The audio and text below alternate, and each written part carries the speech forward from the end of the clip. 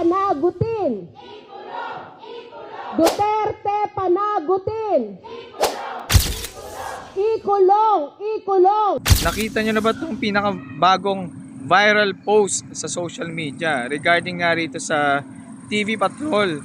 Doon sa isang picture na isang di umano'y biktima ng EJK. Merong isang nakapansin na netizen. Mukhang kapitbahay niya, no? Victoria yung pangalan, ano? Tignan yung post, oh.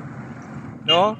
Pagkakasabi dyan, sa picture, si Aling Sheila, yung anak niya raw, talagang talamak na mukhang magnanakaw di umano at saka talagang gumagamit ng droga at namatay daw di umano dahil nga sa onsehan, no? So, ibig sabihin niyan ay hindi talaga siya biktima ng EJK, no, mga kayamies, no? So, ayun, no?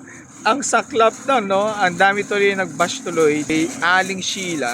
Gawa sa kanyang ginawa na nakikisali siya na isa di umano sa mga biktima ng EJK yung anak niya na nangyari di umano noong ito ng Marcos administration, itong last year lang to, no? So baga nakikisali, ano, nanghihingi ng ustisya na supposedly deserve niya dapat yung nangyari nga dun sa anak niya, no? Well, sa atin sumalangit nawa ang kanyang anak, no? Pero nawa, no, ay sa mga ganitong pagkakataon, kung hindi naman talaga kasali sa mga biktima ng EJK, no, lalo hindi naman pasok doon sa Duterte administration, wag na lang sumali, no?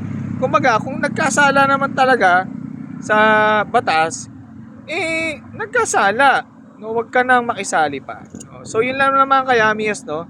At ganun pa rin, nawa ay makuha ng mga nabiktima ng EJK na ito ang hustisya na hinahangad nila. Dahil nga, ito nga, sa ngayon mga kayamies, nasa dahig na ang ating dating Pangulong Duterte. Good luck na rin pala sa ating dating Pangulong Duterte, no? Kung ano man na maging desisyon ng korte doon, ay naway tanggapin natin. Bye!